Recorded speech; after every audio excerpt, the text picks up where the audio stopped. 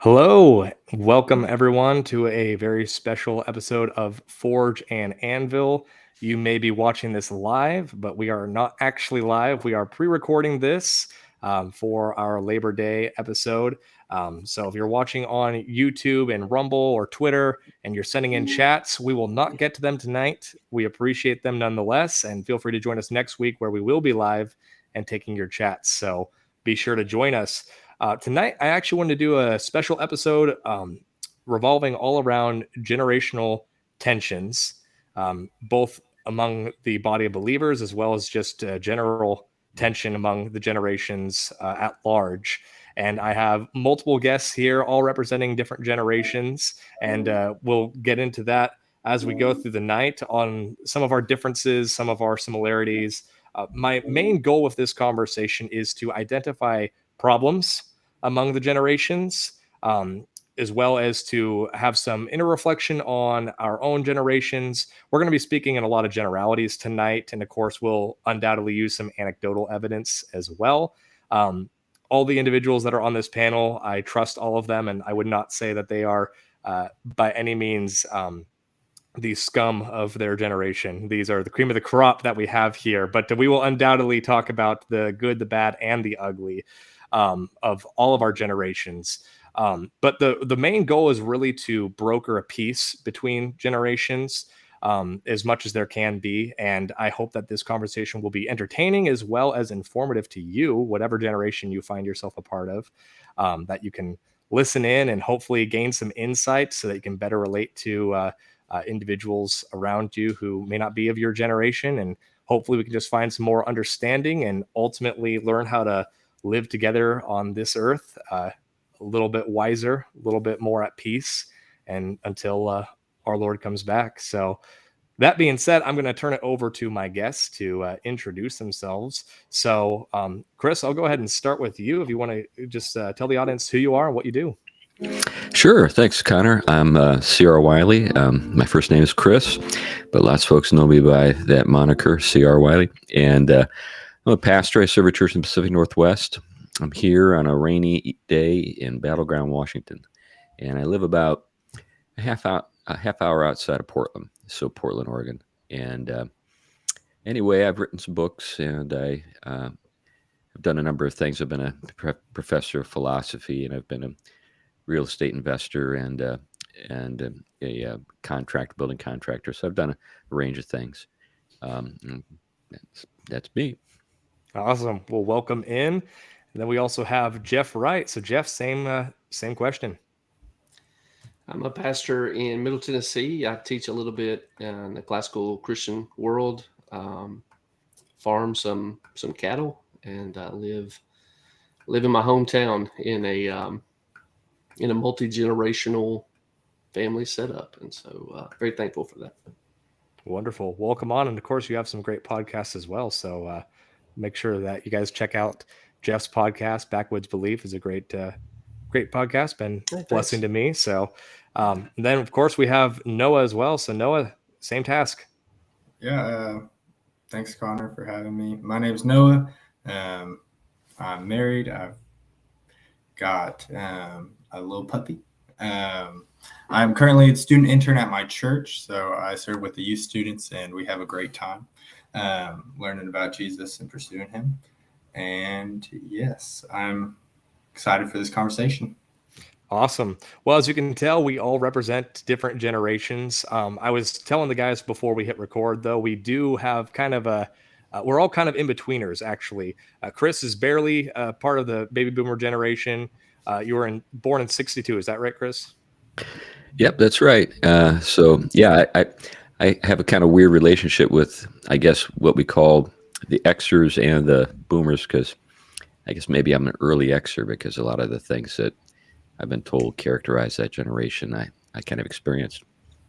Yeah, and then similarly, we pretty much all fit a similar category because Jeff, you are kind of both X or millennial, depending on who you ask. So myself, I'm born in '95, so I'm one of the youngest among the millennials. Usually, the cutoff is 97 by most people's standards, and then Noah here, he's considered old for Gen Z, born in 2000. So baby. Yeah. So that being said, we're going to definitely have some overlap throughout this conversation. So I'm really looking forward to it.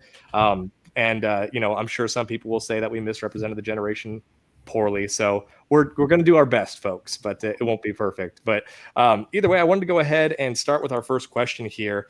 So really, for the first question, I wanted you all to describe what you see as the major flaws of your generation. So we can first start by maybe identifying some of the issues. So, Chris, I'll go ahead and have you start with identifying kind of the boomer generation, just kind of the major flaws that you see. Well, boomers grew up in a really remarkable time insofar as the United States, if we're talking about boomers in the United States, we had no real rivals economically for much of the boomer, period with, regard to childhood. Things changed in the late 60s, early 70s, but most boomers obviously look at the 50s and the late 40s as their childhood years. And at that time, essentially, all of our economic rivals were rebuilding after World War II. So, and then the fact that the boomer generation is just so large, um, everything kind of revolved around it. And it didn't face much in the way of hardship. I mean, if you think about maybe the 60s and say the hippie movement, that kind of stuff, that's all kind of like acting out. I mean, it wasn't really, uh, you know, difficult insofar as maybe you could say was the case with say the greatest generation, when we think about those folks. And that's actually one of the weird things about the boomers. I'm old enough to remember people in that greatest generation, people who've grown up in the Great Depression and fought in World War II. And they were really people who had faced genuine hardship, and then their kids didn't face any, and so, or very little. And that greatest generation raised some of the most spoiled people you ever want to meet. And there was a real generation gap there. They didn't know how to relate to each other. I have a guy that I knew he was really a war hero. He was a bomber pilot in World War II in the Pacific. He had a cool name, Ray Remington. I mean, that's kind of like the coolest name you could possibly have. And he was after the war. He was a hurricane chaser. He was converted during a hurricane run. His co-pilot was a believer and witnessed to him in the middle of this hurricane, and that was a teachable moment. But anyway, his son, he had one son, was an absolute loser, and you just wonder, what happened? Why was the transfer? What when you think about like relay race, with the transfer of the baton, it was fumbled there. And whose fault was it? Was it the receiving end or was it the giving end? I can't say, but I do think that circumstances, social circumstances, economic circumstances have a huge impact on how a generation is formed. And generally speaking, boomers are out of touch with just about everything because of the kind of the ideal conditions in which they came of age. Interesting. Yeah, we'll definitely unpack that, but we'll go to Jeff next to kind of give us a bit of a diagnosis of Gen X.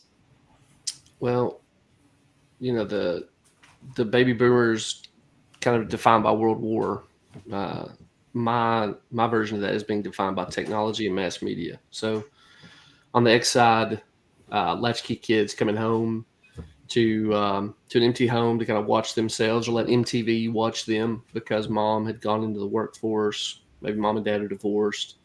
On the low end, the advent of the internet, the smartphone, those things mark us out. And I think we have inherited a lot of what CR there was saying about self-indulgent kids, right? So the generation that created latchkey kids did their own. That the easy thing to do is accuse them of selfishness, but that kind of habit taught us to think inwardly. What's going to entertain me, right? And then the internet and the cell phone comes along, and now we have every resource we need to become entirely self-indulgent, self-obsessed, isolated from our community, things of that nature. kind of catechized on MTV in an empty living room, and then the smartphone comes along and lets you be in a world of your own creation. And I think, honestly, to specifically criticize where I'm at, kind of holding X and millennials, and my generation is incredibly selfish. We're incredibly self-centered and greedy, specifically greedy. When the world does not match up to our expectations, which are largely defined by our appetites, we become very hostile, blame other people. And the major question for us is like, why isn't the world lining up to feed what I am desiring right now? In a way that really, I mean, previous generations would rightly be disgusted by, but we kind of lost it. Interesting. Well, from my point as a millennial, I would say that, I mean, millennials, I think millennials and boomers are probably the two generations you hear the most about right now, or at least you have over the last several years. I think that there tends to be the biggest strife between those two in general. So Chris and I are going to be in a boxing match all night, I'm sure. No, kidding, of course. But yeah, we really have a lot of issues. Similarly to what you said, Jeff, we also are a generation of technology, but the main difference being most of that technology was already in our hands from the time that we were very young. And for most of us, by the time that we were beginning to come of age, kind of in that junior high school days, is when we got not just technology, but smartphones and social media. And that really, I think that was a giant shift in the landscape that really affected our generation. I think as a whole, our generation is lacking a lot in high culture. We have little understanding of the great thinkers. We have little understanding of classical music. There was a post that I saw the other day that said, pop is porn. And I thought that was kind of a good way of describing kind of how our generation views art as a whole. I think we really suffer from the protagonist syndrome of really thinking that the story is about us. We grew up with the participation awards, and we were really sold that it's our story. That being said, I think we really live on a borrowed future, because I think we have been told to live a certain lifestyle, oftentimes modeling after the boomers, mostly because the majority of our parents were boomers, maybe some late Gen X. But because of that, I think we really had an expectation of being able to live like the Joneses. And so many of the millennial generation is up to their eyeballs in debt because they thought that that was the acceptable route in order to really have the lifestyle that they thought they were going to have based off of what they saw their parents have. And that being said, I think that another big issue that we have is that we have very little to no mentors and no real accountability. And we can get into that to some degree. It's our fault. To another degree, I think we don't feel a willingness to be given mentors by older generations. We have a lot of holes in our knowledge in terms of our technical skills. A lot of us have a lot of theoretical knowledge, but not a lot of technical skills. That's a giant thing that we're lacking in, especially compared to the older generations. And church-wise, we grew up in the age of non-denominationalism, if that's even a word. We really lack a lot of tradition and doctrine when it comes to our theological makeup. And then finally, I would just say that our families, the examples that we were given were broken families. You see individuals like the Brady Bunch was kind of the first kind of oddball, non-traditional family that was really considered mainstream, and it was presented in a very quaint way. But then by the time millennials came around, most of the major sitcoms had some form of split family, and as a whole, when we looked at our peers, we saw many broken homes. And most families, in fact, one of my best friends, he actually comes from a family where his grandparents are still together, his parents are still together, and now him and his wife now are starting their family.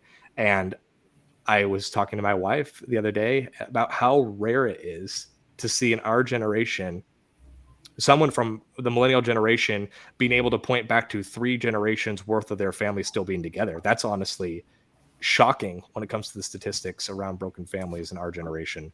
So that would be my quick diagnosis, and I'll turn it over to you, Noah. Yeah, so I'd say that as far as a lot of things that you were saying, very relatable for just how I grew up as well. So we had smartphones growing up, not necessarily in high school, it was before that for us. But what that did was kind of expose us to a lot of extreme ideas. It just put us into the ring about all these stances, and you have to take this specific stance over another stance. And you can kind of see today how because there's so many extremes going on that people compensate for their values to the extreme. So you see super far right conservatives or super far right liberals or super whatever in their own category in opposition of something that they don't believe in. So I don't know, it's pretty interesting. You'll also see, yeah, I mean, I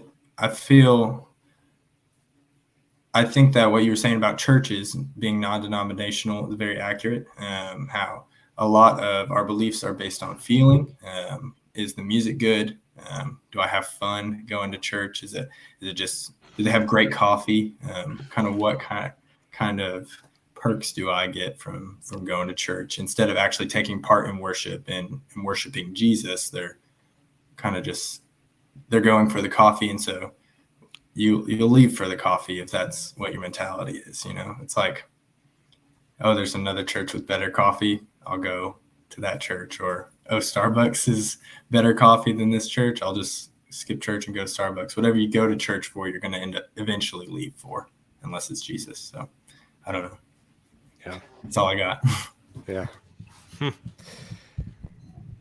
Now, with that point about kind of an activist bent in your generation is really insightful. I hadn't considered that, but when I think about the students I've worked with over the years that are your age, that's true. Do you mind if I ask, and maybe you're an outlier on this, but how old were you when you got your first smartphone?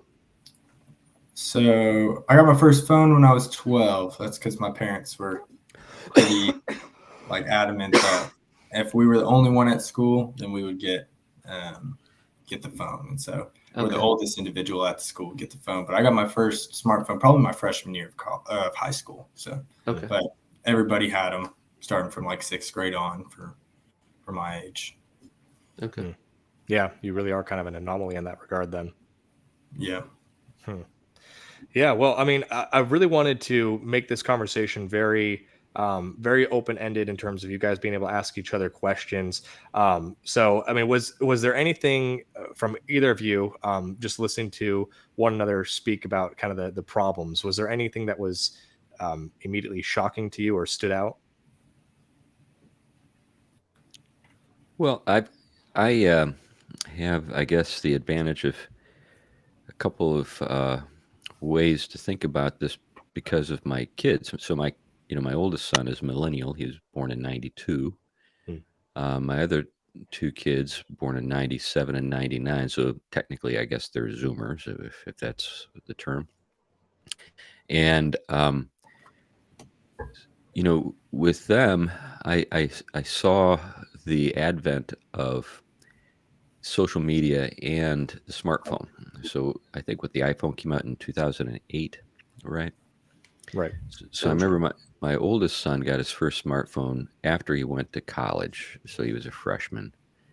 But I saw some of the, that was one of the things that my wife and I talked about, thought a lot about is, at what point should our other children be introduced to that world of social media and smartphones and stuff like that.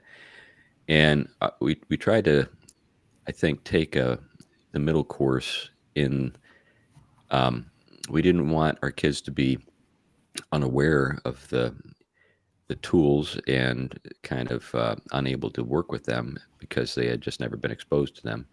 But at the same time, we didn't want to just throw them into the deep end of the pool and expect them to know how to swim. So we took a pretty, I think, like I said, middle road on that.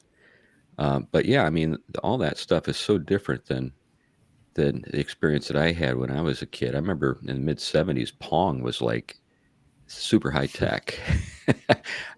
I remember seeing, the first video game of Pong, and it was in a pizza parlor in St. Louis, and I figured out a way to shock the machine and give me free games. I would rub my feet on the floor and just zap it.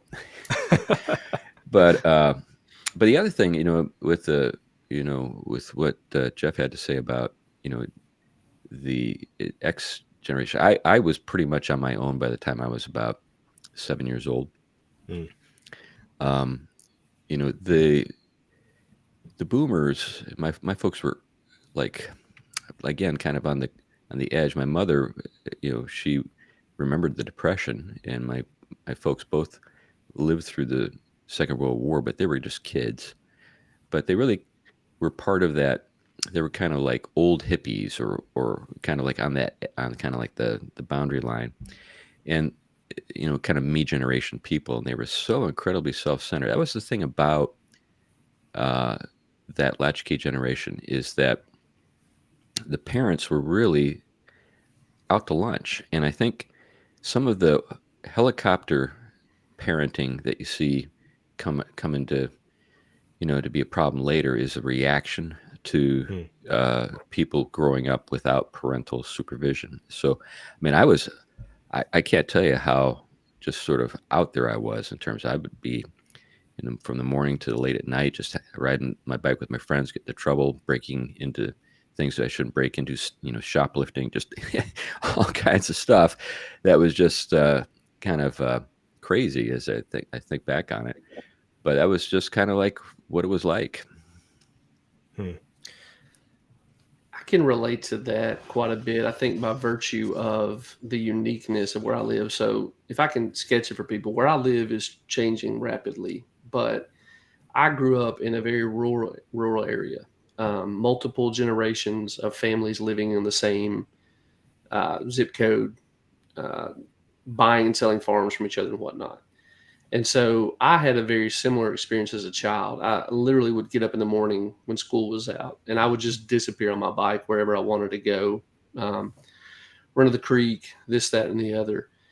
But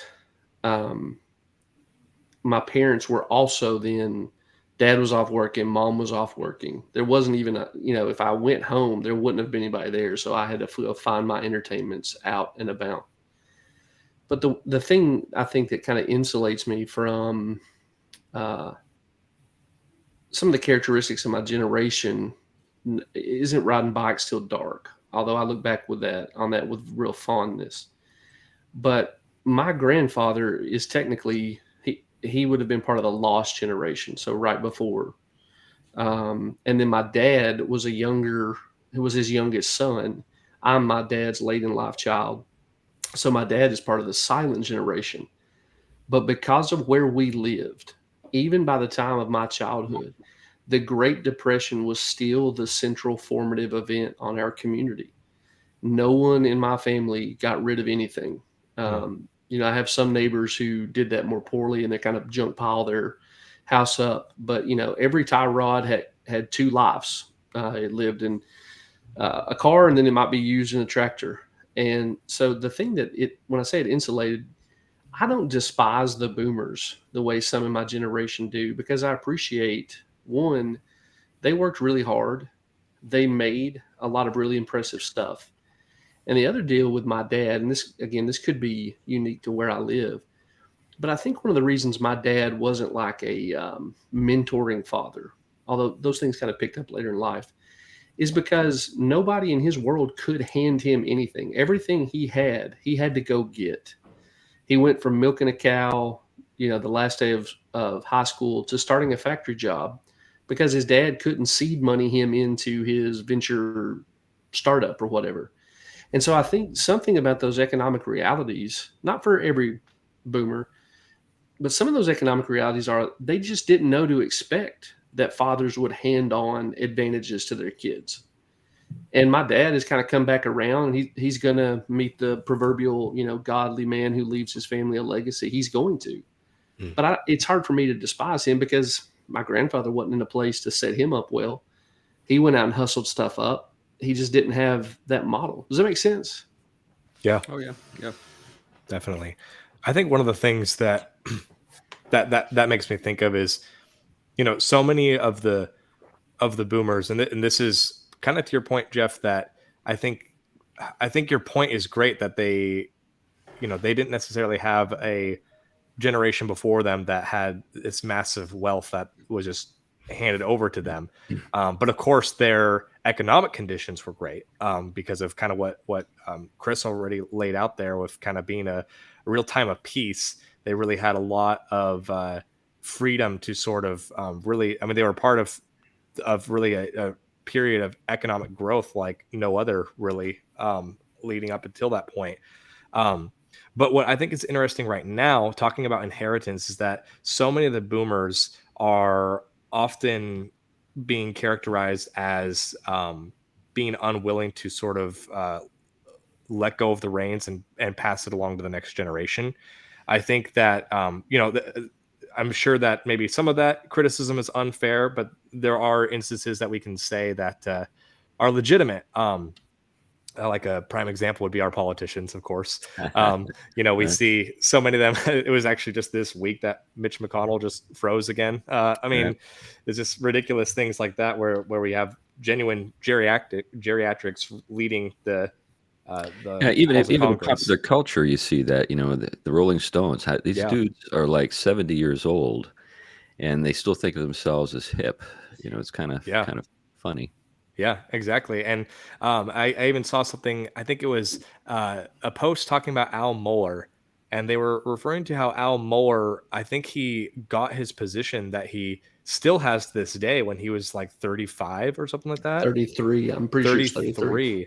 Yeah, and still to this day he's hanging on to that. And so, I mean, both, all of you are welcome to, of course, answer this, but I really direct this a lot towards you, Chris, and Jeff. Like, what do you think is currently preventing that transfer of power, as well as because my perspective is, it seems like the boomers maybe don't want to give it over, but I also feel, as a millennial, I'm given the impression that Gen X also doesn't want to step up and take it.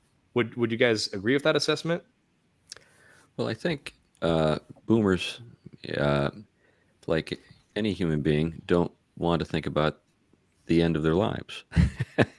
you know, and because generally speaking, they're a pretty healthy generation, and because of all of the advantages they've enjoyed. Um, when you think of Mitch McConnell, you're dealing with kind of a guy that's on the far end of things. Nancy Pelosi and all that. And even Donald Trump. They're, but they're still. I mean, when I was a kid, people their age were just not nearly as physically well as they are. Obviously they're failing, but I do think there's a kind of denial, and that's one of the weaknesses. I think when it comes to boomers, I think there are a number of things about that generation that we can look to and say, well, they did some great stuff, particularly when it comes to technology and so forth. But um, there really is a kind of unreality that that boomers tend to live uh, with. There's just they've never had to deal with hard. Now, it is true that during those years, there was a threat of nuclear war. I remember as a kid, drills. Um, you hide under your desk in the event of a nuclear attack. You think back on it, it's just kind of so ridiculous. Right. Very Give practical, you I'm something to sure. do. But so there was a kind of anxiety that kind of people felt all the time about the threats of Soviet communism. But nonetheless, it was a pretty soft world, and a world that was really kind of revolved around the boomers. So I think that's the main thing. I just don't think they think in terms of intergenerational legacy. I think that they just think about themselves. Hmm. Yeah, I'm going to affirm that. And Connor and Noah, I know we're being reserved about personal information. But I thought of this for the first time as a pastor, realizing that the models I grew up with were all program driven. You went to youth group, you went to child stuff. There was no older teaching the younger. Yeah. And then from there you go, well, who are the older people I want to be teaching me? Right. Which is kind of two flaws. It's the arrogance of my generation. Right. And then it's the absence of some in the previous generation. But for you guys, there's a guy on staff at your church who's been there forever named Rick, who is the most committed and fruitful disciple maker I've ever met anywhere. And I'm like, why are there not more Ricks in the world? And it does lead you to questions about that generation and your own. So I think Mr. Wiley's right that just the very thought of mortality can be intimidating.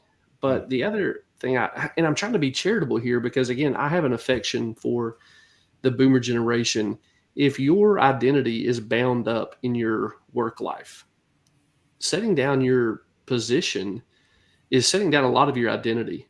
I'm old enough to have grown up loving Michael Jordan. And when Michael Jordan went into the Hall of Fame, he gave this speech that just blew a lot of people away because he still held grudges against people in a competitive way. And everybody was baffled. But I thought that was insane because that is why we lauded him. That was the fire that drove him to the greatness that we gave him the world on a platter for. Did we think he could just turn that off? And so you think about a guy like, I don't know if this is true for Moeller, but a guy who's built a business, he's built a farm, he's built a family, whatever it is. And he's thought of himself as vocational. That's the core of who he is. There's some real angst at saying, well, who do I become once I'm on the sidelines, right?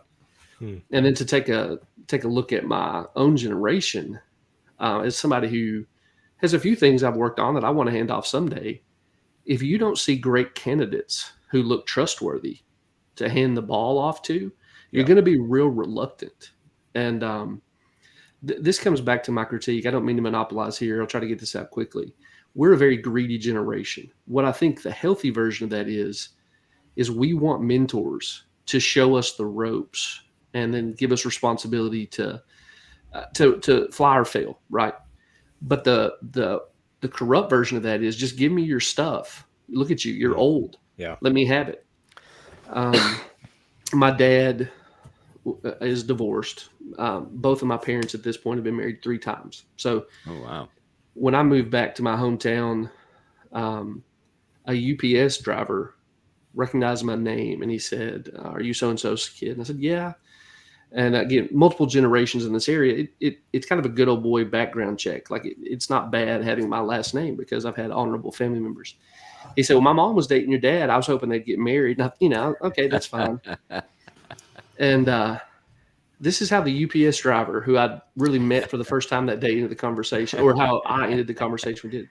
He said, "I'm hoping he'll get in on that. I was hoping we could get in on that inheritance." Oh, no. And here's the thing.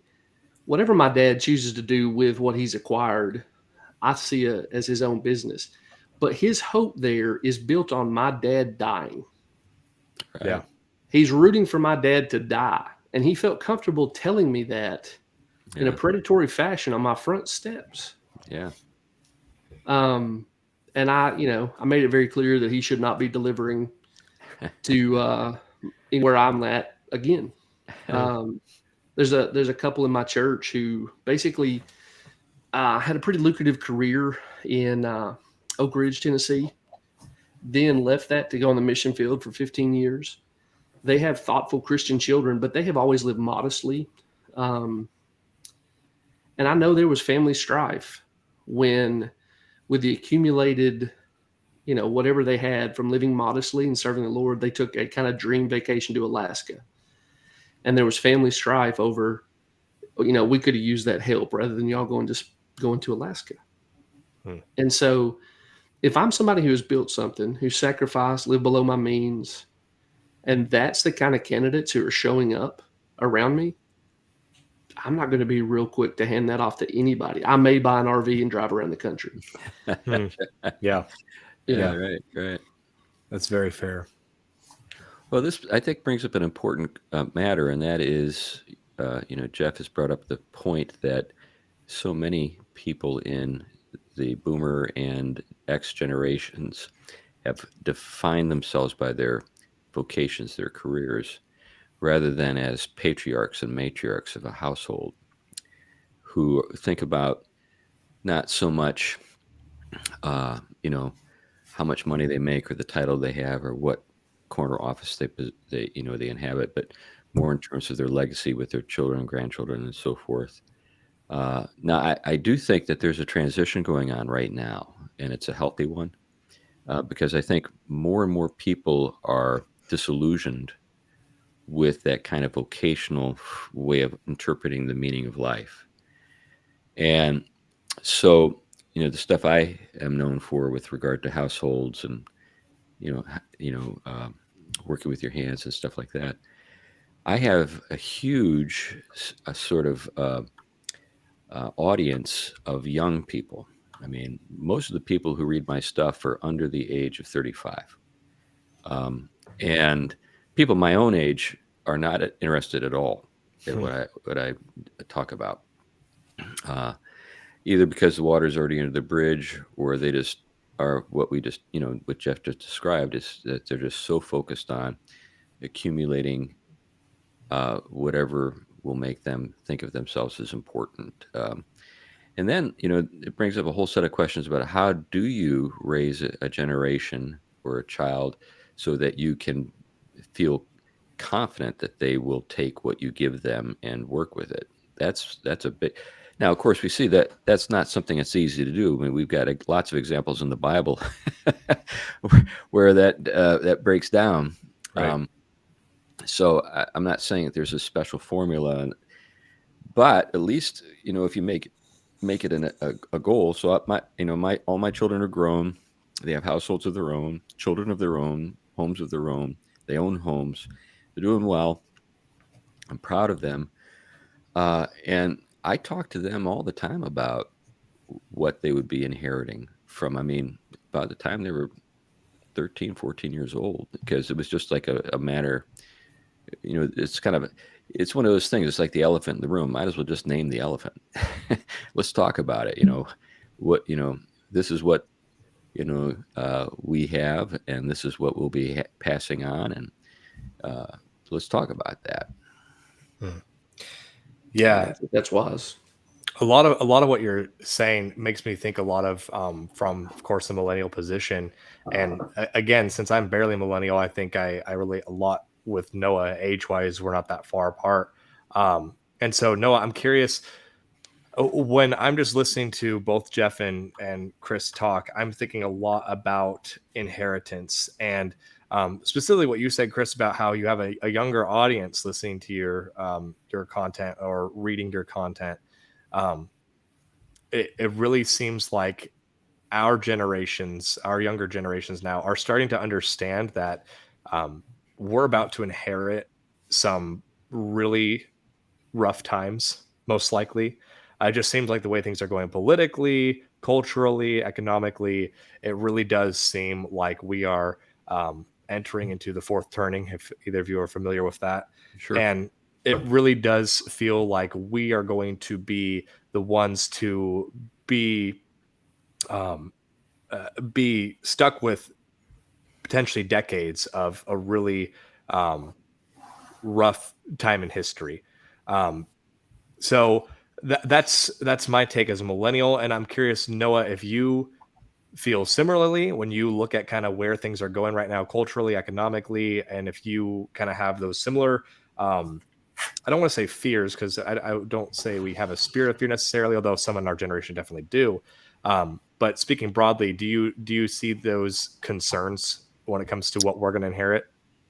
Yes, I can see those concerns. I'm thinking about just like what it was like looking at like what houses cost like in the past 3 years, what things look like, what life just looks like, how gas is like $3.50 to $4, and it just hurts to fill up the tank. And like, these are all things that like, it would be easy to feel like it's unfair that like, this is what we have to grow up with when it was $2 like 10 years ago, and it was even less than that 20 years ago. And like, it would be easy to think it's unfair, but honestly, like, looking at the pretty extreme stances that like the millennials are taking on whatever side of the coin, it's cool because they like fight for that, and they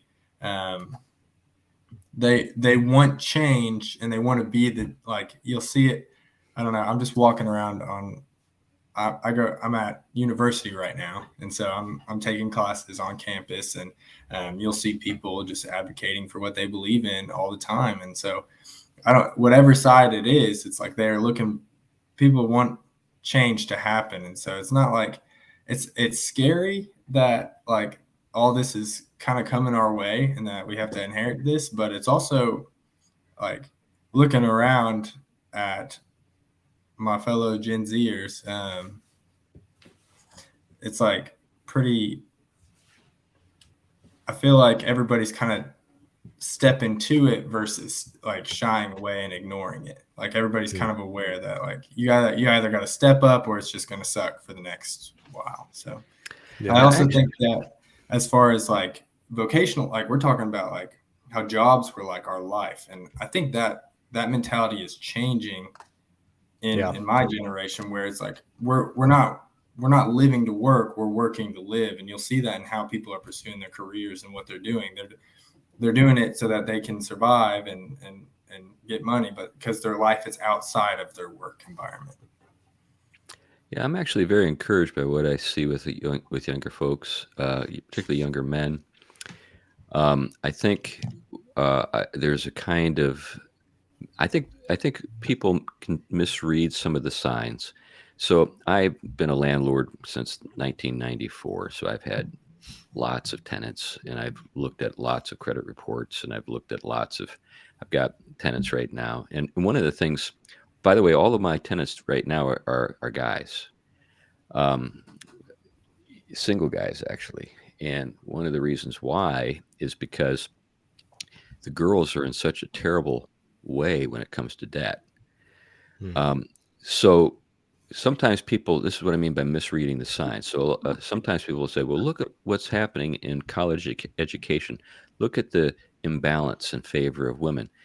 Well, what they fail to do is look a little deeper. Why are all those girls in school? Because they want to be involved in healthcare and education, and the bureaucracies in those areas are requiring them to pursue a college degree. Those are like, that's what they have to get. So they come out of school with $40,000 of debt, and they're going to be working in a kindergarten making $35,000 a year. And many of these girls don't have fathers who are looking after their interests, and they're afraid of, maybe finding themselves with a car that breaks down because it's not new. So they end up buying a new car, and they've got that debt. And I tell you what, when I look at these girls and I see their credit reports and they're just terrible, I'm evaluating the situation very differently. I think a lot of young men are like, okay, the educational bureaucracy has been more or less fleecing us for the longest time. And what we need to do is we need to think about, what's in my best interest. And so I see a lot of guys turning away from higher education, and I don't think that's a bad sign. I actually think it's a reality check. I think it's kind of an indicator that, and I understand higher education very well. I've been a college professor. I was the vice president of the Academy of Philosophy and Letters, for goodness sake. I'm on the board of a college. I understand higher education probably better than 99% of America. And but I tell you what, it's a bubble, and there is, I think, young men are an indicator that there's a tremendous transition that's occurring, and these girls are being taken advantage of. They're not the cutting edge. The future is not female. The future is what it's always been, and these girls are making themselves actually sort of marriageable. Anyway, somebody needs to tell these girls the truth, and they're not getting it from their guidance counselors. Chris, on that front, I have a younger cousin, first cousin, a little bit older than Noah. I graduated high school, started loading UPS trucks, became a manager at a John Deere dealership, did finish a 4-year degree, and has gotten old enough now that this long-term girlfriend, they've been together for like 6 years. It was Fisher cut bait time. And he decided, she was like 60 something $1,000 in debt. I've seen it. And he said, I just cannot do that. Right. And so 6 years of relationship was gone. Yep. Because he was a young man who knew economic realities, having worked his way through life thus far, and made that choice. That's a pretty profound insight you've offered there, and it makes sense of some stuff I'm seeing. What would you say, and all of you are welcome to chime in on this, what would you say is sort of the solution to that problem? Mostly because there's probably going to be single young ladies who watch this, and they're going to think, what else am I supposed to do? In a way, because typically if they're wanting to potentially have a husband who's maybe a provider one day, a lot of these women feel like they have to take care of themselves until that point. Or on the flip side, some of these women don't want a provider, and so they feel like this degree is how they're going to take care of themselves. So what kind of solutions do you guys see for these women in particular, to where they can maybe get the advice early on enough to where they don't follow that same path, or if they're on that path, start course correcting now, but doing so in a way where they're still taken care of if Prince Charming doesn't come around for 5-10 years? Yeah, I have a daughter who's married, and we talked about these things a lot. She is very bright. She scored in the top 1% in the SAT on both the math and the language. She could have gone anywhere to school, but she wanted to be a mother. She wanted to be a housewife. And I said, sweetie, the kind of guy that you're going to need to marry isn't going to be found in Sunday school.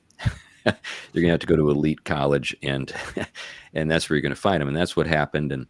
But she was open to my direction, and I'm standing behind her, and we're, financially committed to her welfare.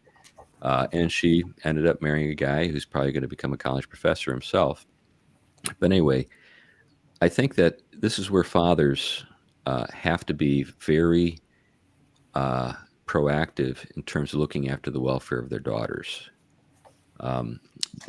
We cannot trust corporate America to give our children good guidance, in particular our daughters.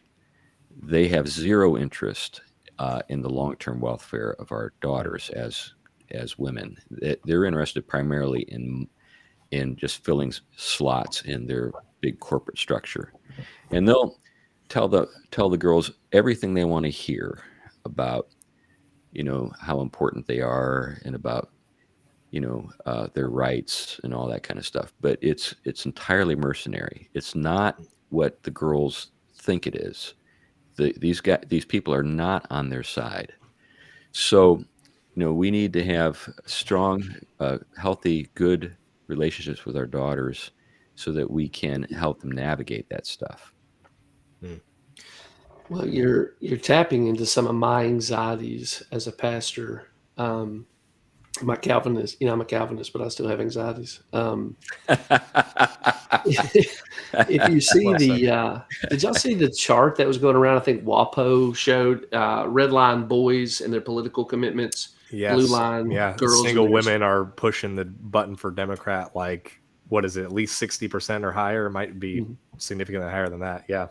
And no, I'd love to know what you see on the ground. So I checked with a guy who I'm friends with who is a campus minister internship. And he was like, yeah, man, that's what we're seeing. So you've got these guys who are seeing through, I think, in some of the same ways that Mr. Wiley is referring to, who are they going to marry? And, he talked about how, like, women are sold this bill of goods. What they're sold is you can be autonomous. They're not ever going to be autonomous. They're going to be wards of the state.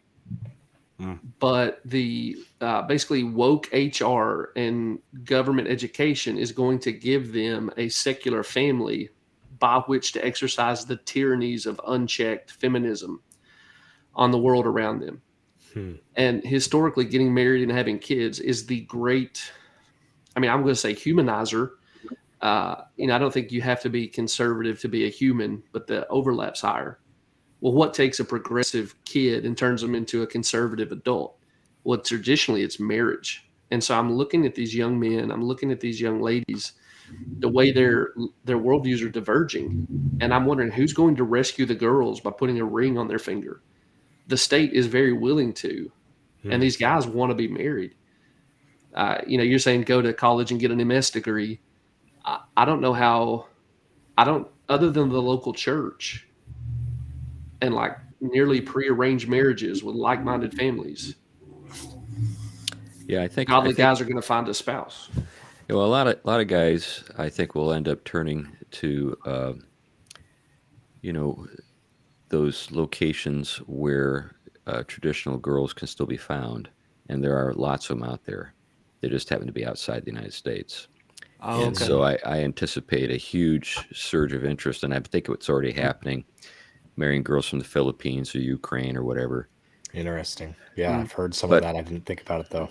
Yeah, well, the girls basically who have, drunk the Kool-Aid and this stuff, well, all they need to do is look at women in their 50s who did the exact same thing and see that they are completely alone and living with their cats. And I'm not exaggerating it at all. I mean, I know many women like this, and they're not happy.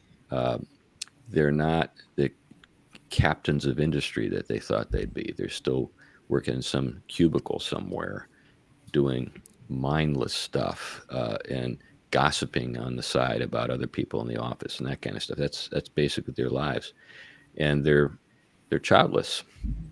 And so, the women that I know who are content tend to be very traditional in character, and I think that's always going to be the case. I just think that fathers in particular have to have the hearts of their girls, because we are the ones who will be the reality check for them. They'll trust us if we have the right kind of relationship with the daughters, if they know that we love them and they trust our judgment.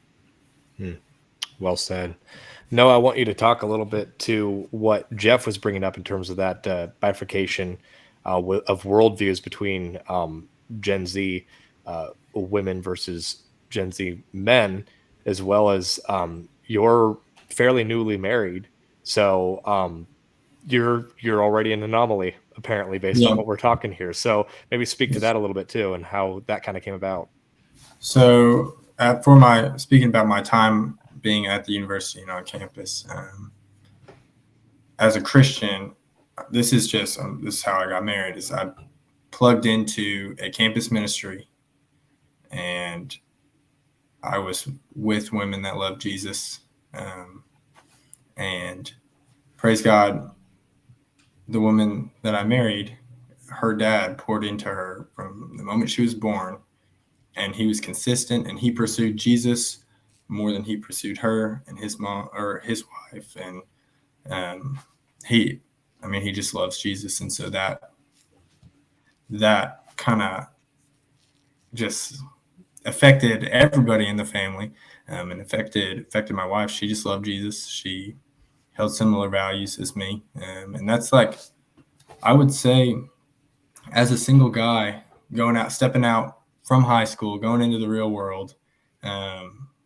if you're looking for a spouse, like getting plugged into a church is, as a single Christian guy, if you're looking for a like-minded individual and you love Jesus, they also need to love Jesus. And so that's going to be reflected in how they spend their money and how they spend their time, and in the debt that they take on, and etc. You'll see outside of Christianity that marriage isn't something that's sought after. It's becoming an anomaly for marriage to happen in like my generation, because like you'll see examples of kids or people my age that grew up without a parent present, and so they think that they don't need parent, they don't see the value in it because they haven't had that. And so I definitely like backing Jeff, what you were saying about intentionality of the father in the relationship. I back that 100%. I think that's outside of a relationship with Jesus. I think that's the most important part for a daughter to have, for a young woman to have, is a father that loves her. So something as well on the flip side, talking about the young men, I could say it's definitely something of the millennial generation. The millennial generation. I would kind of even split the millennial generation into two halves. I think the younger millennials, of which I would be a part of that, are a little bit more awake to the issues that millennials face in regards to, we can even see peers who are just 5 to 10 years in front of us and see the amount of debt that they're in and see the fact that they haven't actually made a lot of career progress. And so a lot of us really pumped the brakes and started cutting back, living below our means, and stopped living off of the credit card, and stopped using debt as a way to make ourselves look fake rich, as Dave Ramsey would put it. But there is still a large portion of millennials that really suffer from the Peter Pan syndrome, and they really struggle with growing up and taking on that responsibility. I know a few different men who are working careers that pay them next to nothing, and they are in debt up to their eyeballs from student loans.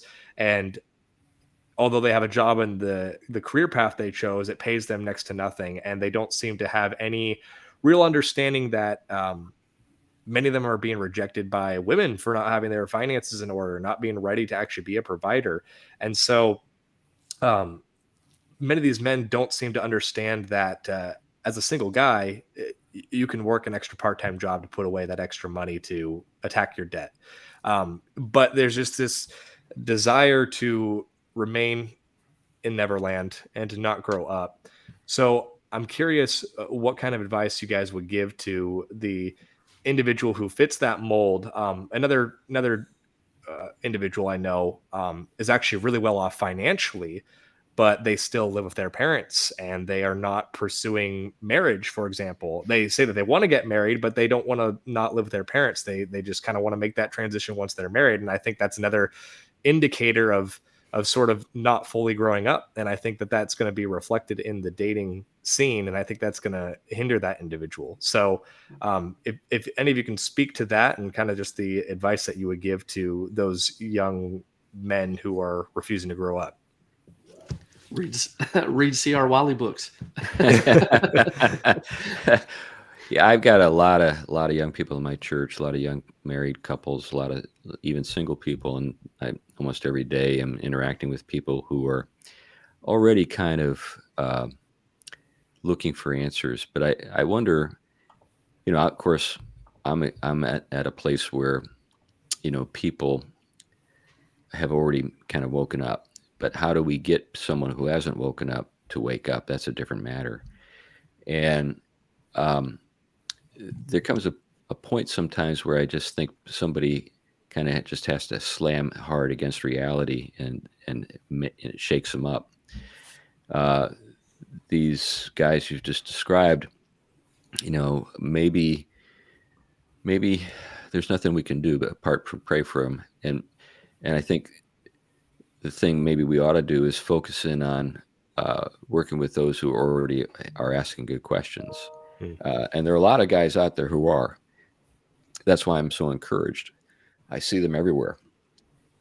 And so they're aspiring for more, and they've rejected the scripts that the secular culture has provided. They don't believe in them anymore.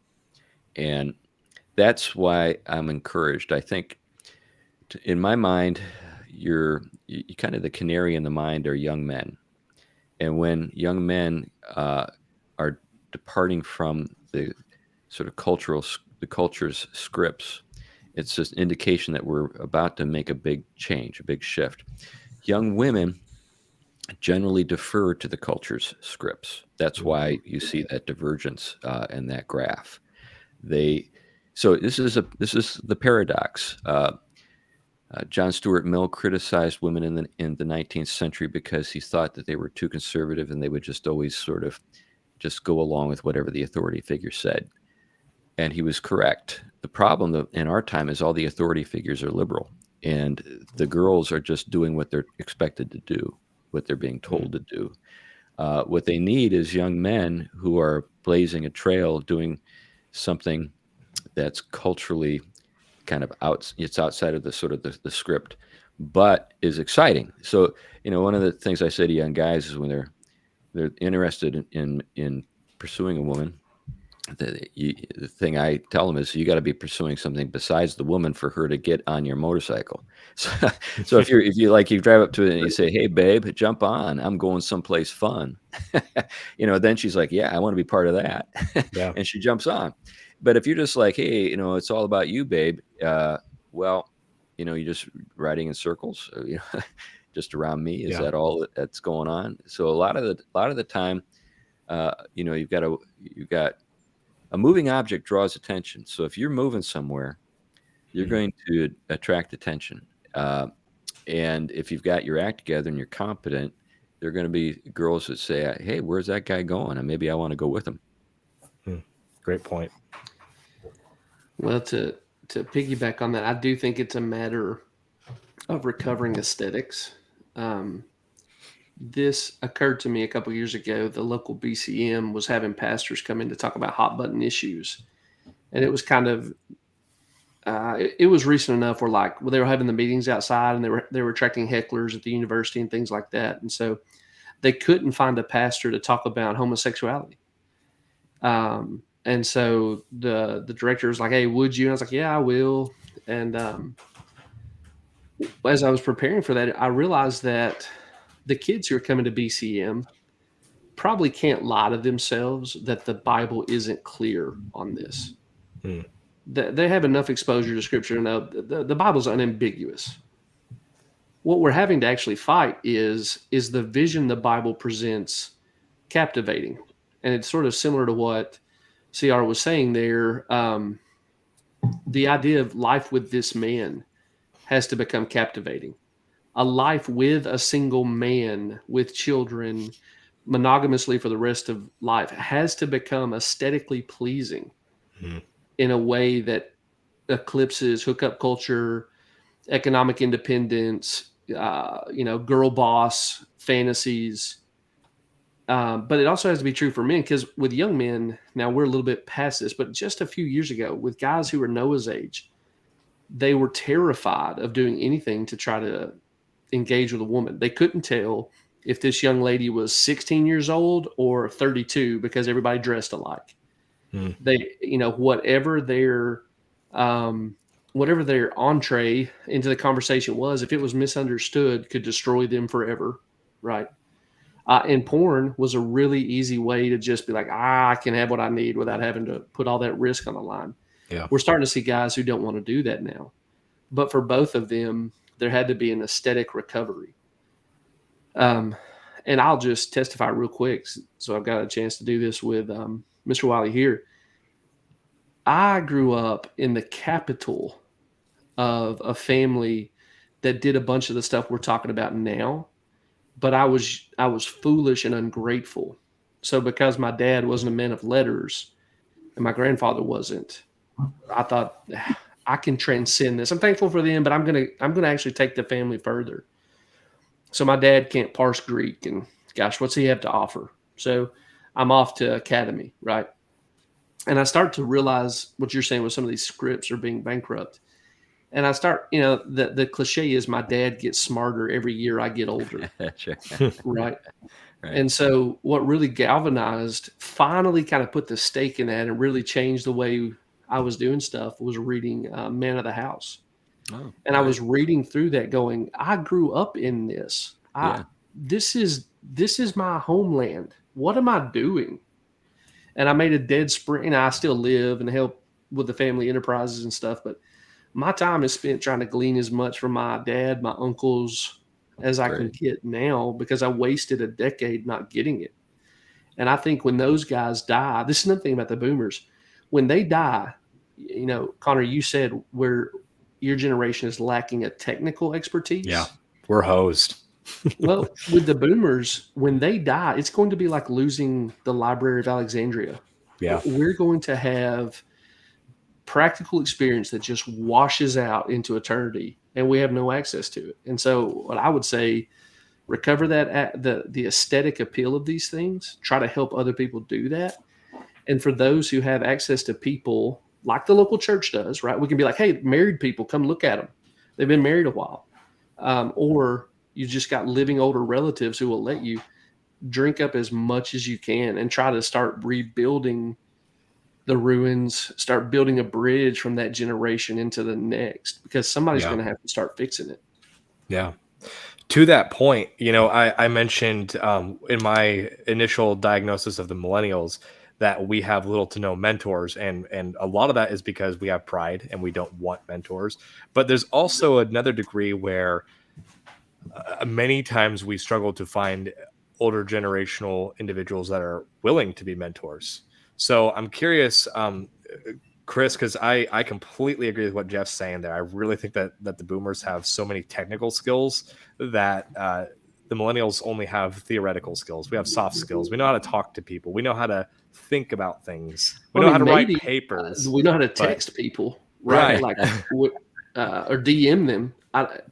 My students are terrified to send an email to someone they don't already know. There we go.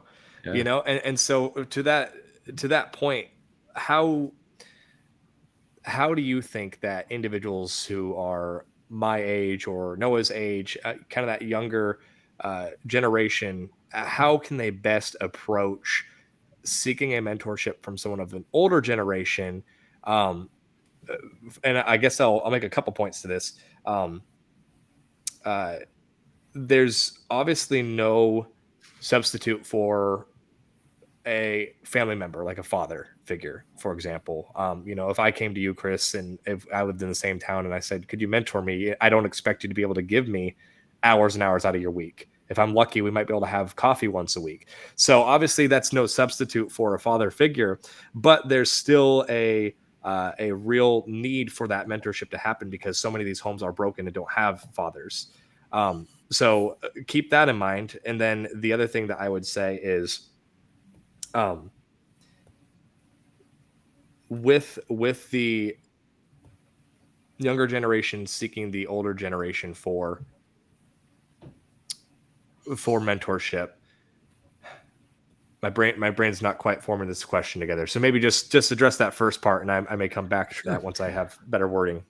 Well, I come from a broken home myself, so I know the challenge. But I've also enjoyed very rich relationships with my mentors over the years. I've had about a half dozen, and they have kind of different roles in my life. So, for example, when it comes to real estate, I have a mentor who's kind of the grand old man of real estate in Central Connecticut, and he and I would get together. This is kind of a fun story, so I'll just tell the story. So he's the sort of guy that has lunch with Warren Buffett kind of guy. So he's very connected. He's very savvy, very wise.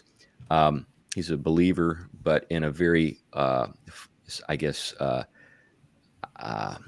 eccentric way. Like I remember, so he was the owner of one of the larger real estate companies in Central Connecticut. I remember he made a policy that he wouldn't allow any of his properties that were listed to be shown on Sunday, which was a pretty significant thing to do because it's like the second most important day in real estate.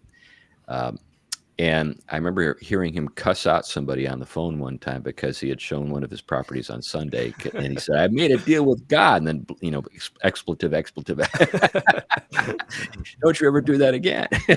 That kind of thing. But we would get lunch every once in a while. And I remember one time before I was working with him, because I was involved in commercial real estate sales, I was looking to sort of expand my portfolio, my own portfolio. And so he takes me out to look at some properties, and after about 2 or 3, he says to me, you need to go bigger. I said, really? Because we were looking at 2 families. I said, how big? And he said, I'm thinking 16 units. I was like, are you kidding me?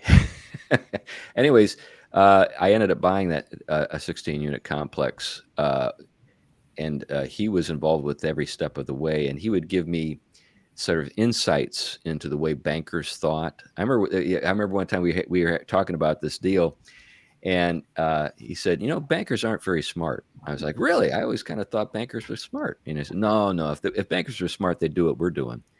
And so then I was in a meeting with the senior vice president of the commercial lending with this bank, and we're kind of pulling this deal together. And the banker looks up and says, "You know what? If I was smart, I'd do what you're doing." And I look over at my mentor. We just start laughing. That's great. But how did that develop? I didn't walk up to him and say, "I want you to be my mentor." I think a lot of guys who are at a particular stage of life, are actually looking for guys to pass on information to. They know that they've got some really great, sort of wealth, intellectually, experientially, etc. And they're always on the watch for who can I talk to, who will take what I have to say to heart. Because a lot of the time, it's just, nobody's interested in hearing what they have to say. But if you can develop a relationship, I had another mentor who was a Fortune 500 exec, probably the best negotiator I've ever come across. He knew how to. He ended up breaking the bureaucracy in New York City, of all places. He sold airspace for $100 million in Times Square. I mean, this is just air. Today, there's the most expensive hotel in New York in that space. And we would go out every week and eat Chinese food and just talk about everything. It wasn't like there was some special agenda. We just talk about life. And I learned so much about how to break bureaucracies, why people do what they do. Here's an example of something he told me one time. He said, the primary emotion in any bureaucracy is fear. If you understand that, you can get a lot of things done. So he gave me an illustration. He said, here, within the past 6 months, I was having trouble with Prudential Insurance, big insurer in Boston. Couldn't get any answers. Wanted to talk to somebody who had some authority, but he couldn't reach anybody. So he just simply sent a note to the bank, and on the envelope, he wrote, "To the person authorized to open this." Guess what happened? It kept getting passed up the chain because everybody was afraid to open something. He ended up getting a phone call from a senior vice president of Prudential Insurance, and the guy was laughing. He said, "You got me. What do you want?" He understood what my mentor had, the strategy. But that kind of stuff, that kind of wisdom, that just is sort of the street savvy, that kind of stuff, that's not something that you get in a lecture in college. That's something that you learn on the street. And there are lots of guys out there who are very sharp, and they're actually interested in helping other people understand, but they just are tired of trying to tell people the way the world works and having those people just turn them off and just turn away and say, "I don't care." So, but if you demonstrate that you're genuinely interested in learning, you'll have mentors coming to you. Interesting.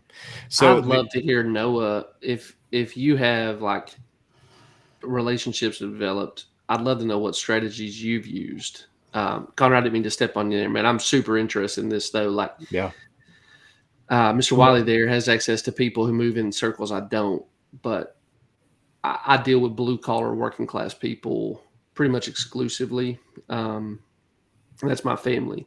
And I don't know if this is true for men of a certain generation, or blue-collar people, but I think as a guy who was in academic church waters from a very early age, because I knew I was going to pastor, I think I got tricked on this, because in the academic and evangelical circles, you could go to someone and say, "I would like for you to mentor me."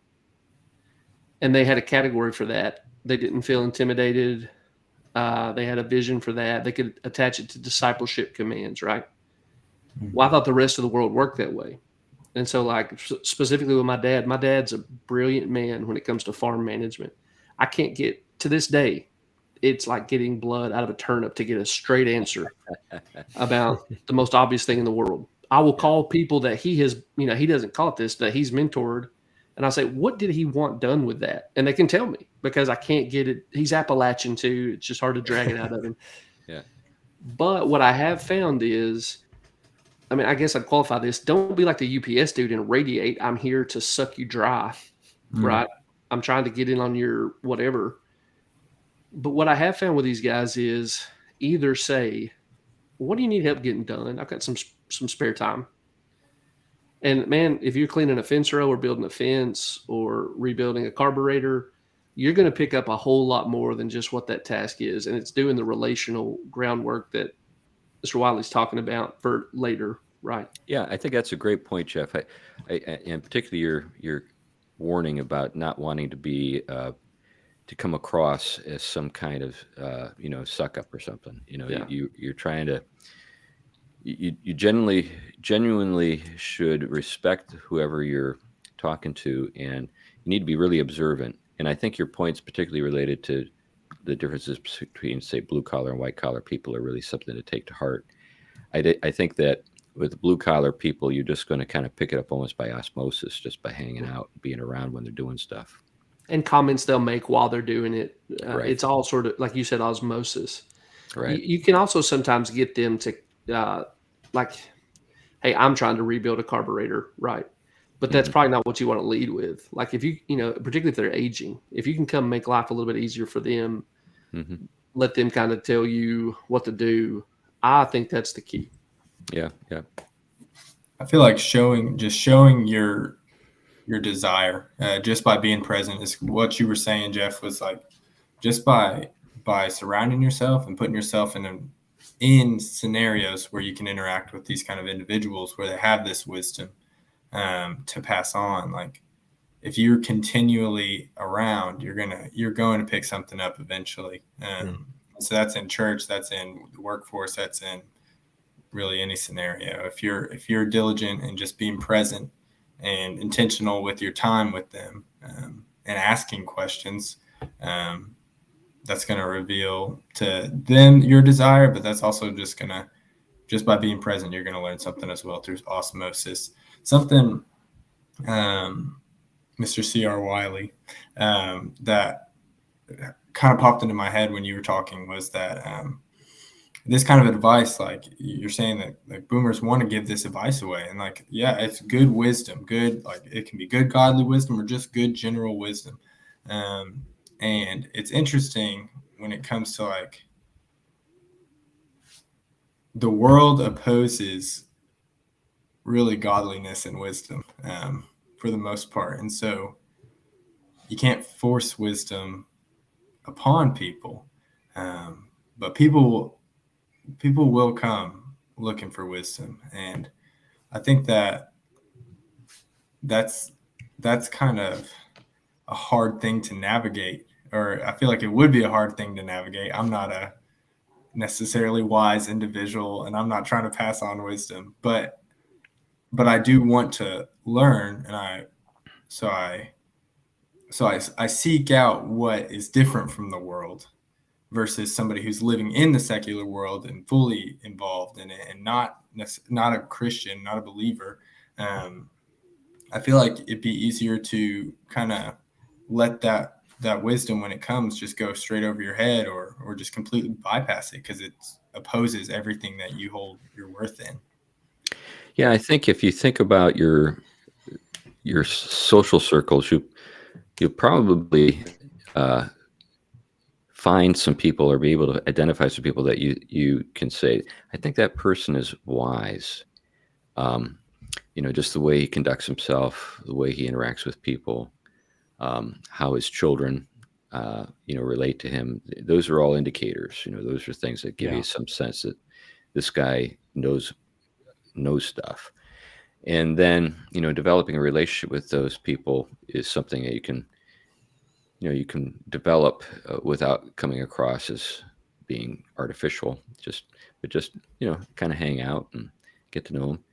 I think when it comes to developing in wisdom yourself, there is kind of obviously a learning curve. I mean, there's, life is something that you have to pass through a bit before you can get to the place where you have enough, sort of body of work to reflect on and draw on, that you can actually share something with somebody.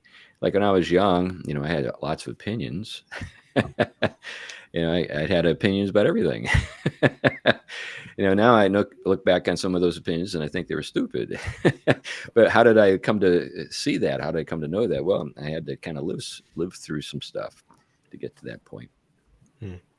Something you just touched on, Chris, was what the second part of my question was originally going to be, which is qualifications for finding a mentor.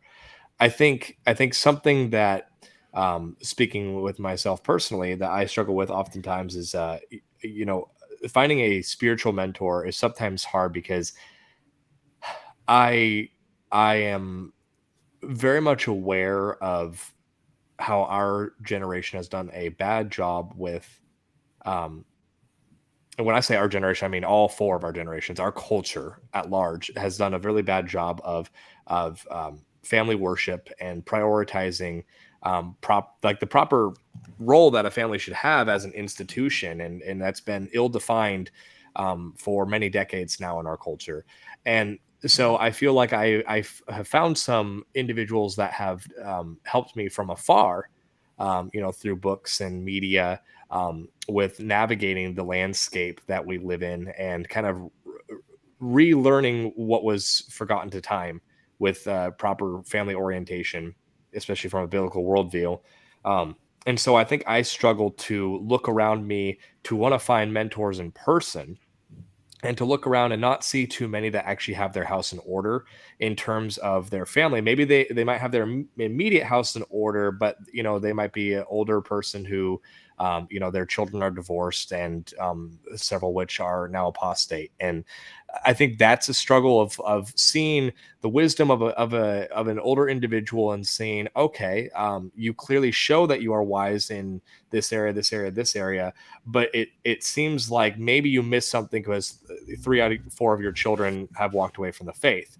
And so I guess I would ask, your input on how you navigate not holding that person accountable for, their grown children and the choices of others, but also recognizing that there is a degree where when you start to see patterns, there's concern. And so someone, like I said, I was speaking personally here, so someone like me who's looking for that mentor struggles to feel like I can ask someone that's nearby me, because I'm not seeing too many that actually have what I outlined earlier. My good friend who has, 3 generations of his family still intact, and what a rarity that is. That individual does not live anywhere near me. That's a long distance friendship. So now I look at the landscape and I don't see many of those individuals um, in my area to seek an actual in-person relationship beyond just this long distance that we can have here on this podcast. So if you can maybe just speak to that a little bit. Wow, that's a challenge. I think, we live amid the debris of a civilization that's falling apart. Um, in my own case, I had the privilege of knowing some people during those teen years after my family broke up who played a very stabilizing role and uh, were models to me. I wasn't, you know, like an adopted son or anything, but I observed how they conducted themselves, and I admired what they did. Um, when it comes to the challenge, though, there's a sense in which there are some people that are just going to have to be Abraham. What I mean by that is a new start. Mhm. So, like, when you think about Abraham, uh, he's the beginning of a new line. He had a father, Terah. We know who he was. Um, but he's commanded to leave his father's household and to establish a new line. Mhm. And later, when God identifies himself, he says, I'm the God of your fathers, Abraham, Isaac, and Jacob, identifying that line. And certainly there was a lot to be desired in some of those people. Right. So they weren't perfect. But according to Jewish tradition, Terah was an idol maker. And so there was a sense in which, the break from at least the standpoint of Jewish tradition was necessary in order for a new line to begin. So, perhaps, Connor, you are kind of the Abraham in your area.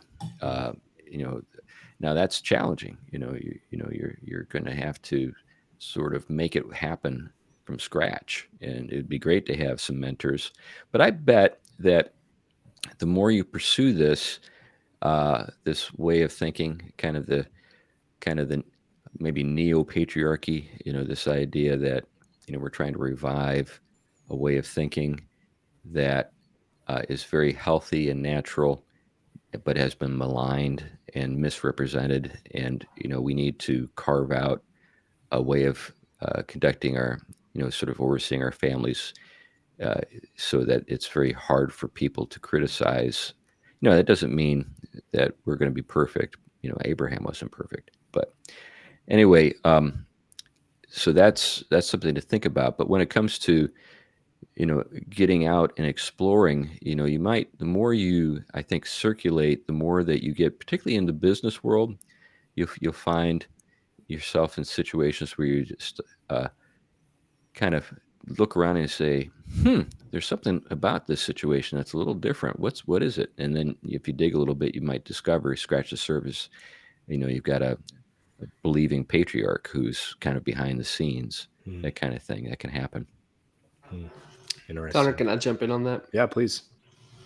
I don't know how well this ports to different circles of society, but to his point about being an Abraham, take what you can get from who you can get it from. The old kind of farmer's idea that you milk a lot of cows, but you churn your own butter, right? And that lets you, I've been mentored a lot. John MacArthur is a mentor, and he wouldn't know me from Adam if I walked up to him, but praise God for him. Sproul, right? Yep. But what's local, take what you can get, man. And, you're talking about these guys that you can see where it went sideways with them. I've got an example of this in my own life. You get to know them well enough where they feel comfortable. They'll tell you where they think they went sideways, and Right. you can learn by mirror reading. Right. And that's its own kind of help, So the guy who accidentally burnt his house down does have something to offer you on fire safety, Yeah.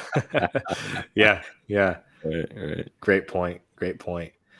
So going back to speaking to the culture at large, what responsibility do you guys feel that the older generation has to fix sort of the mess that we're in before they pass things on?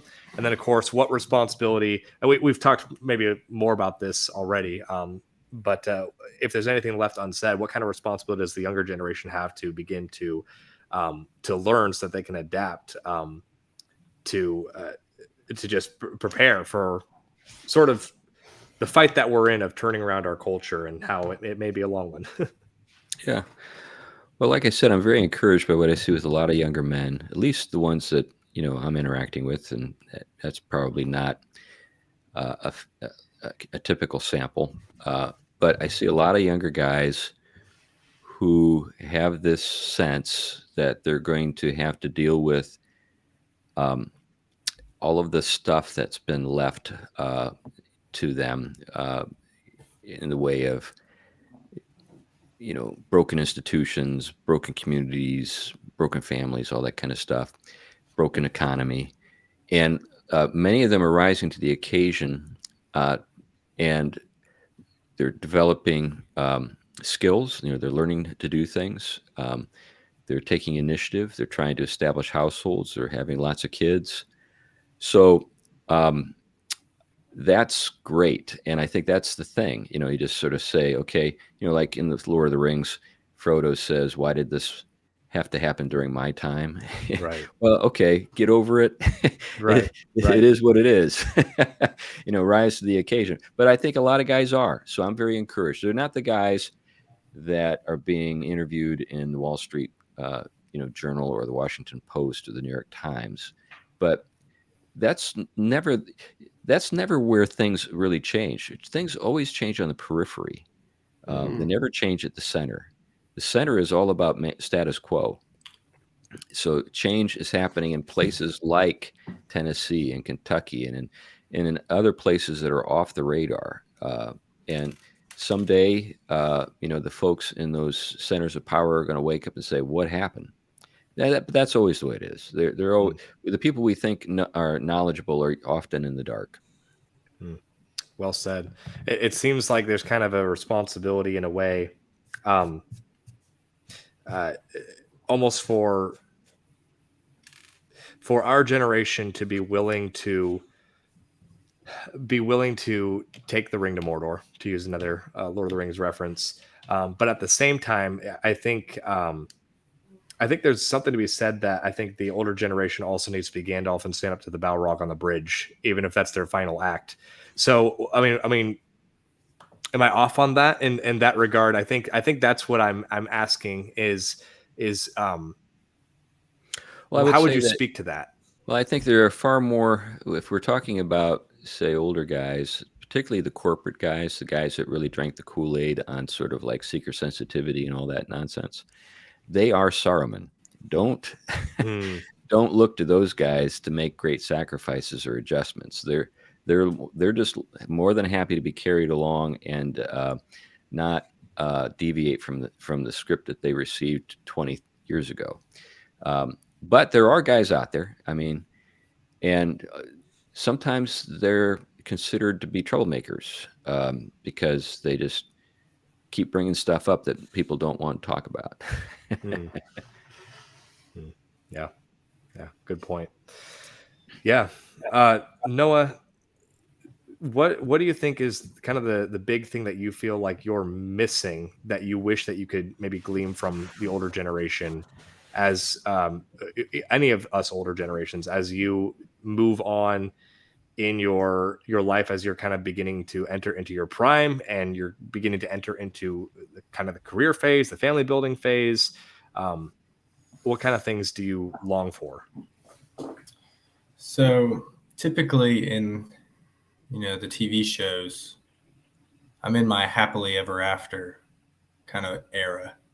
Like when Shrek and Fiona kiss and run off into the sunset. I mean, I've gotten married and like I'm in my happily ever after era, and I'm kind of learning. There's still a lot of kind of work that needs to be done. Like you don't Got a get lot of married. life left. Yeah, you don't get married and then that's the end of your story. Like what marriage does is it pushes you to the next thing. It makes you a stronger team than just one unit. It makes you now you got a big fist versus just one fist. But the point that I'm saying is like I feel like now in my mind I'm like, where do I go next? I'm pursuing an education, but I'm doing that with the idea of just with other reasons in mind. Like we have a business and I'm trying to learn how to operate that functionally. And I don't know, just kind of where to go next. Cause in my mind, I'm like, I love Jesus. I want to be more like Jesus and I want to learn more about Jesus. And that's what I want my life to be.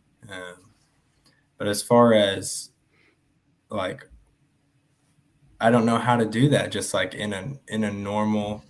Connor and I kind of spoke for a couple minutes before the podcast started about how in this area how you can either pursue, like you're kind of expected to just like pursue being a vocational ministry of some sort, whether it's in the band or something. How would you like learning how to operate in the secular world as a believer, as a marriage unit that loves Jesus and wants to represent Jesus? How do you go out into the world as a light, just as the new unit? Like that's what I want to know, because I'm thinking about ministry, I'm thinking about the next steps, and there's so many paths that could be taken, and yeah, I don't know. There's a lot to learn. Well, you're on the right track. The work has just begun for you. Building a household is something you do with your wife, but at the same time, There's something about being a married man that creates a qualitative difference. So here's something that people don't, I think, hear about much, but it's absolutely true. Married men are far more economically productive than single women, obviously, but also single men. Yeah. So if you look at the numbers, generally speaking, a married man makes 70% more on average than an unmarried man. Now, why is that? Well, it's not too hard to see the reasons.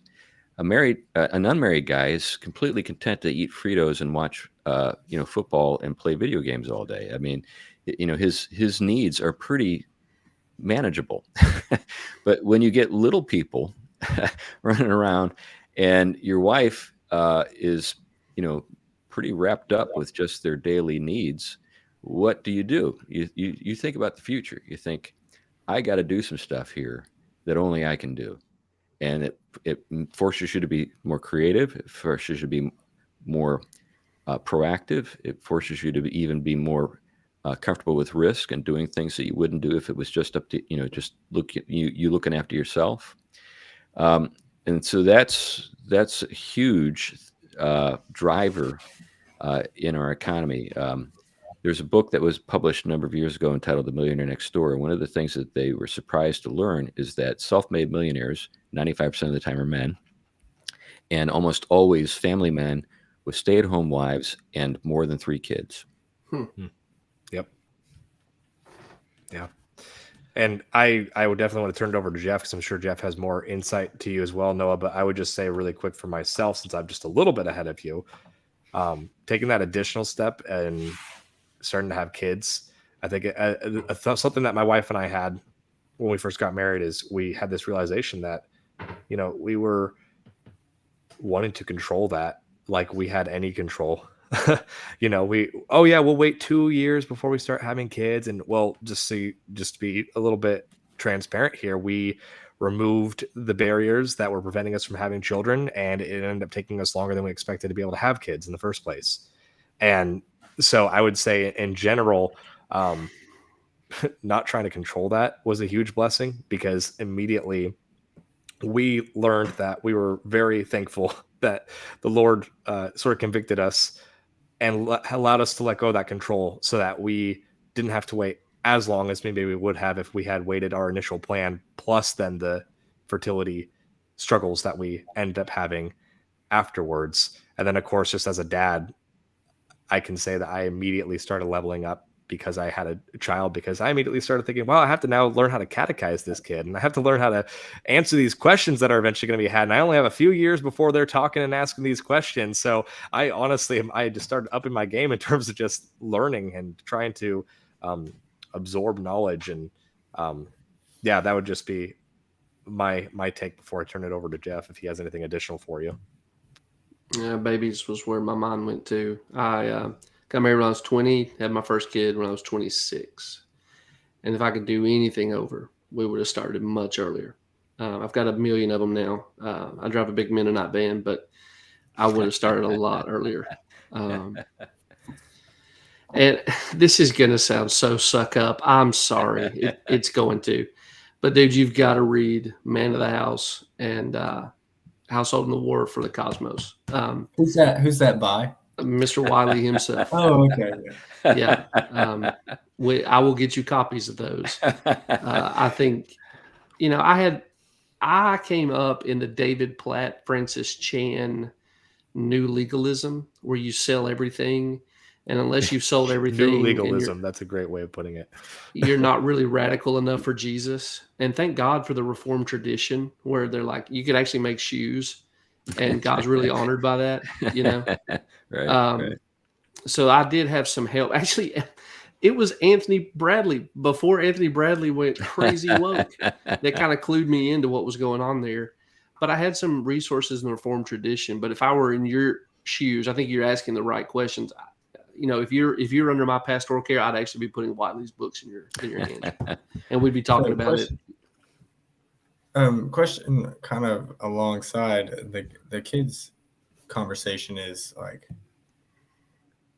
when is it unwise like financially speaking, because like again, I'm in university and like my wife works, but like we can only do so much. So like, what kind of that's such a hard thing to navigate, because like we love kids, but we're trying not to Sure. like Well, put I them think. in a horrible position whenever. Well, I think that um, conditions, necessity is the mother of invention, as they say. So I'm involved with right now a conference that we're going to have down in Alabama, kind of tent making conference, teaching pastors how to develop side gigs that could turn into livelihoods and stuff like that. But one of the guys that's going to be speaking with me at that, it's a guy that while he was in seminary, um, and he's a remarkably savvy dude. I mean, he just has a good business sort of acumen. But while he was in seminary, he was living in student housing. He converted the basement into a workshop and started making furniture to sell online. And within like months, his wife didn't have to work anymore. He was a full-time student, and his profit margins were so fat that he was able to say, "Hey, babe, you can just watch the kids. Hmm. I'm going to be in class half the day and then making furniture the other half." But that's the thing, what I was getting at earlier is that it's when it's no longer just an academic matter, but just like, I got to make this happen. I got to figure out how to bring in this much more money right now. It's amazing, the gifts that God has given you kick in, and you start thinking about things you never would have thought of otherwise, because you're like, I got to make this happen. Noah, that kind of question is something that'd be good to work through with your pastor. But let me tell you something that I believe that was a lie that held me up, or maybe it was a convenient excuse. I don't, I thought kids were much more expensive than they really are. Yes. My children eat off my wife, so I feed my wife, and she feeds our kids. Diapers aren't that crazy. I mean, I did cloth diapering. We I still did do. We what currently Dave are. Ramsey said. I went and bought a second washing machine, and that's fine. It can just be the gross washing machine. And I just believed it was going to be some huge catastrophic financial burden. And there are some. I mean, my kids aren't all the way into their teen. My oldest kids aren't all the way into their teen years. I think my expensive years are ahead of me. But getting started, not nearly as expensive as I once thought. Talk it over with your pastor, somebody who can actually look at finances with you.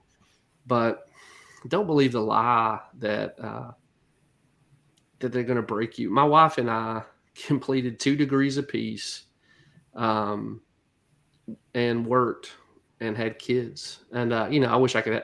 If I had to do over, she'd be home. But I'm just saying, like, the time required is a lot, but you've got it. The money required isn't that much, and you can make it happen. If your parents or her parents, somebody lives nearby, it'll be even help. It'd be even better. Yeah. That's very interesting. That's the first time I've heard that it's not as costly as I've heard. I need to talk to you more often then, because that's actually the biggest thing that I've harped on quite a bit on this show is it's, I mean, I'm in the beginning stages, and Jeff's right. It's not that bad. I'm sure it will be expensive in the teen years when they want to be involved in everything. But right now, yeah, I mean, this is the thing that's beautiful about the church too, right? Like, we were given all of our clothes. We have not bought any outfits for our children, because we just have people that they have kids just a little bit older than us, and they gifted us all of their clothes. We genuinely have only bought outfits because here and there my wife just wanted to buy one specific outfit. But aside from that, we have been blessed to do that. And cloth diapers, totally a hack. That's totally worth it. Yeah, 100%. Well, Jeff, I wanted to turn it over to you to kind of talk more about, because I think I've kind of already talked a lot for the millennials perspective of what kind of things that we really desire. I would say the only thing that I've left unsaid is that I think we just desire to see, I think we oftentimes desire to see Gen X step up a little bit more, because it feels like Gen X is oftentimes missing from the picture. It feels like boomers are still in charge, and then they're going to be gone, and suddenly millennials are already in their, the older millennials are in their mid 30s, and they feel like they already have to take over. And so I think we're hoping to see Gen X step up a little bit more. so that we're not, left with the reins immediately as we're still raising young kids. And so feel free to speak to that. And then beyond that, if you can kind of talk through what you think that Gen X needs to see from the other generations as well, just like Noah did for Gen Z. Yeah, man, I don't, if we're all going to use Lord of the Rings analogies, I don't know if the Eagles are coming. I don't know if the Gen X Eagles are on their way. I think really the old adage about a need seen is an assignment given is kind of the lot of everyone who's thinking along these lines, whatever your generation is. So you're going to have to go out there and gather up the pieces and try to put something together. The frustration I have with Gen X, and whatever I am in there, is that we chase youth, not wisdom. And so we want to present ourselves like we're Noah's age. We don't want to be gray haired and whatnot. And that is choice. Yeah, right. Well, I mean, Father Time is undefeated on that front. It's coming in. But I mean, we don't, that's why, look, you guys don't have to agree with this. Anybody watching, this is solely the opinion of Jeff Wright and does not represent Forge and Anvil. But the J.D. Greers of the world who dress like they're not middle-aged men because they think the only way they can maintain credibility is by chasing youth culture is short-circuiting the kind of development of gravitas that's needed for a young man to see you as someone that they can build their life better by learning from. Well said. And so I have real frustrations there, and I don't know that it's going to get better. The way things may get better is just the chaff gets burned off.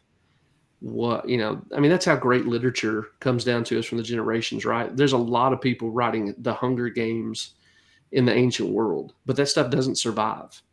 What comes down to us is the Iliad, right?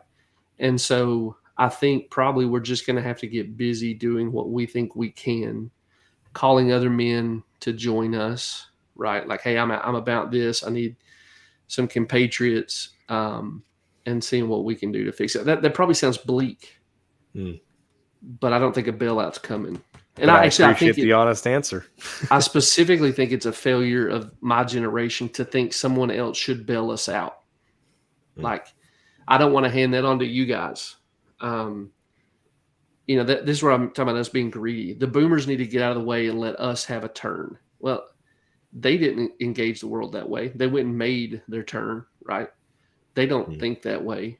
And you're so self-absorbed that you're waiting for somebody to give you the thing you're looking for. Why don't you get out there and just do something and try to make a dent? And I mean, a lot of that's me preaching at myself because I lived really foolishly in my 20s on that front. So, no, I don't think there's a bailout coming. I think it's wrong for us to sit back and expect one. I think the thing to do is to be faithful in our generation and try to hand on better than we think we received. Yeah, well said. Yeah. Is there anything that you feel like Gen X is still needing to see from boomers or from millennials or Gen Z that you wish would happen? Again, man, and probably if I was a more careful thinker, I'd have something for this, but I think of self-correction and self-examination. And the thing I would say, if there's anybody who's an Xer or a millennial around my age or a Zennial or whatever it is, I would encourage you to be spending a lot of time cultivating gratitude to God. A lot of the conversations we're having here are defined by like resentment, envy, covetousness. Yeah. I don't live in a third world country, despite what Joe Biden's trying to accomplish, where warlords are raiding my livestock and my daughters may be mutilated, and carried off. So some things suck, and it's really hard to live through decline. That's the thing that I think every one of us is having to brace and care for people on, because you can remember a better world. It's like the Oliver Anthony thing, right? I remember a better world, and y'all have ruined it, and I don't have access to it now because it's a collective effort. Those things are really challenging. But the antidote to it is to say, God, I'm very thankful that today I got up and my house was warm. The water in my shower was warm. I've got a chance to go out and make a dent. Thank you.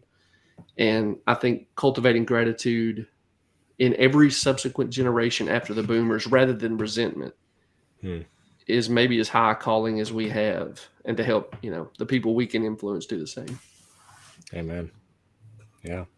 Well, Chris, I want to turn it to you for the same question and kind of what things you hope to see from the other generations as a boomer. Well, I think I've mentioned a few things that I do see. I think Jeff's comment here was something important to note. One, I think for all of the, I guess, shortcomings that we can say characterize the boomers, one of the things that you can't criticize them about is what Jeff just noted. They went out and took it. Yeah. We call it rebellion back in the day. Basically, they said, we want it now, and we're going to take it. Now, of course, they had such overwhelming numbers that they could kind of do things that a generation that's smaller can't accomplish in terms of dictating the terms to the larger culture. But the downside of their insolence is they were insolent and short-sighted in a lot of ways. But the upside was that they took initiative. Now, one of the things I think that is sometimes forgotten is that the world of my childhood was much more friendly to traditional masculine virtue. Yeah. You just think about popular culture. Yeah. Everything from the kind of the rock music of the 70s and 60s to films with Sean Connery and stuff like that. It was just a different kind of setting, and guys didn't face. Now there was of course a kind of undercurrent of feminism and stuff like that, but there was still a sense in which men were believed to be, rightfully so, absolutely essential to the welfare of a civilization, and traditional masculine virtues were celebrated. So that was something that is different for, say, a lot of guys today who are always being told that they need to check their privilege or whatever. The simple fact of the matter is when a young man has the confidence to move forward, there's not a whole lot that can stand in the way of his sort of pursuing his goals. The reason why women need all of this special help is because it's not easy for them to pursue these goals. So that's why you don't sit around waiting for people to feel sorry for you guys. It's never going to happen because everybody sees you as having kind of like everything kind of going for you, even if you don't think so. You're just at all kinds of just basic levels. We're taller than everybody else. We're physically stronger than everybody else. We tend to think about systems in ways that don't allow feelings to interrupt what has to be done. We're willing to just do what has to be done. All those things lend themselves to success when it comes to economic achievement, etc. So I guess the thing that we can learn from the boomers is when you have a sense of confidence that the world is your oyster, it tends to be. Yeah. And if young guys could just sort of like say, I don't really give a crap what you think. I'm just going to do what I know is right. It's amazing how that kind of leads to great things. Now, I'm not talking about arrogance. I'm just talking about the kind of directness and confidence that's required to achieve things. Yeah. If I can just throw in my hat with what he just said, are you familiar with the concept of the sandsdemic, where the birth rate is creating incredible shortages in supply lines and service industries? I mean, we're already feeling it, right? But I think it was a think tank out of Moscow, Idaho, that kind of discovered, like, when everybody went home for COVID, we didn't have a new baby boom, and that's going to have, right? So as we work with students, that's one of the things I'm trying to stress. Like, we are living through decline, but if you can make a motor work, if you can get food on a table, if you can show up and make things better, I don't care who they call privileged and whatnot. At some point, you're going to get a chance to run the world. That's right. If you can just get your butt in gear and be competent, because Yep. nobody else is, out there. So again, I mean, there's tremendous societal challenges, but I really think men who are just willing to find something, be good at it, and try to serve both God and their neighbor by being good at the stuff they do are going to have tremendous opportunities in the coming years. Yeah, and I think the paradox here is that the efforts that are being made to make the world easier to navigate for minorities and for women and so forth are counterproductive, because what occurs is a lowering of standards. Nobody's lowering standards for us, which is just great. That means that we have to actually know things and do things. And we don't need to be,